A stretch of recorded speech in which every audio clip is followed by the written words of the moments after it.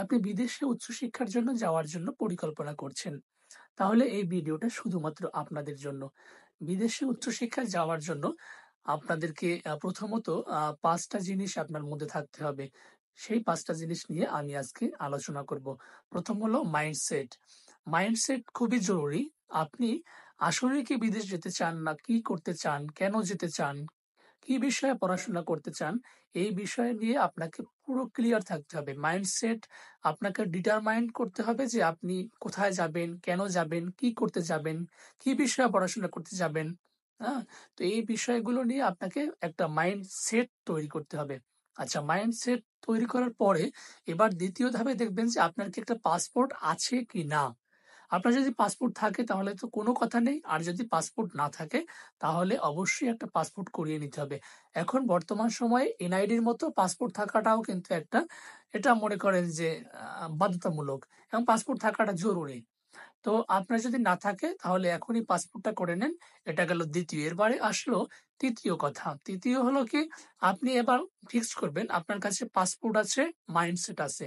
এবার আপনি হচ্ছে আপনার কি করা উচিত যে আপনি হলো ইংলিশের জন্য আপনি যে দেশে যাবেন, মনে করেন যে আপনি ইংলিশ যে দেশে হলো মানে ইংলিশ ভাষাভাষী লোকের সংখ্যা বেশি এবং ইংলিশ ভাষাটা চলে, সেইখানে যেতে হলে আপনাকে প্রথমে দেখতে হবে যে আপনি কি আইএলটিএস পরীক্ষা দিবেন অথবা পিটিই পরীক্ষা দিবেন। কারণ এখন পিটিই হলো আইএলটিএস এর থেকে একটু সহজ, যাতে করে আপনি মানে খুব সহজে আপনি হলো স্কোর করতে পারবেন। তাহলে আপনি পিটি এবং আইএলটিএস এর মধ্যে যে কোনো একটা আপনি চুজ করে এর জন্য প্রস্তুতি নেওয়া শুরু করবেন। এট লিস্ট কমপক্ষে আপনি হলেও মানে ১ বছর আগে থেকে এই জিনিসগুলা কিন্তু করতে শুরু করবেন। আপনি মোটামুটি ৩ থেকে ৪ মাসের একটা প্রিপারেশন নিয়ে আইএলটিএস অথবা পিটি পরীক্ষাটা দিবেন। দেওয়ার পরে এবার আপনার হাতে চলে আসবে একটা ভালো স্কোর। এই ভালো স্কোর নিয়ে আপনার ২য় কাজ হচ্ছে না এবার ৪র্থ কাজ। ৪র্থ কাজ হচ্ছে আপনি কোন দেশে যাবেন এবং দেশ সিলেক্ট করা। এই দেশ সিলেক্ট করতে হলে আপনাকে কিন্তু ভালো, ভালো হলো এজেন্সির কাছে যেতে হবে এবং নিজেও কিন্তু আপনাকে হচ্ছে রিসার্চ করতে হবে। আপনি বিভিন্ন দেশের হলো ওয়েবসাইট গুলো নিয়ে একটু ঘাটাঘাটি করবেন। আপনি তাদের হলো সেখানে দেখবেন যে ইমিগ্রেশন নিয়ে অনেক ধরনের নিয়ম কানুন দেওয়া আছে। কোন দেশে গেলে আপনার জন্য ভালো হবে, কোন দেশে গেলে আপনি আপনি হলো আপনার স্টাডি সেখানে পার্মানেন্ট হতে পারবেন। যদি পার্মানেন্ট হওয়ার না ইচ্ছা থাকে কোন দেশে ভালো, আপনি কোন দেশে গেলে পড়ালেখা মানে এক্সপেন্সটা একটু কম হবে। আপনার হলো বাজেট অনুসারে আপনি একটা দেশ চয়েস করবেন। দেশ চয়েসের পরে এটা গেল ৪র্থ কাজ, দেশ চয়েস। এরপরে ৫ম কাজ হচ্ছে আপনি দেশ চয়েস করা শেষ। এবার মানে ৫ম কাজ হচ্ছে, এটা কিন্তু সবচেয়ে গুরুত্বপূর্ণ কাজ। দেশ চয়েস করে আপনি এবার চলে যাবেন যেকোনো একটা এজেন্সির কাছে। এখন কথা হলো আপনি কোন এজেন্টটা আপনি চয়েস করবেন। কারণ এখন বাংলাদেশে প্রচুর আপনার এজেন্সি রয়েছে।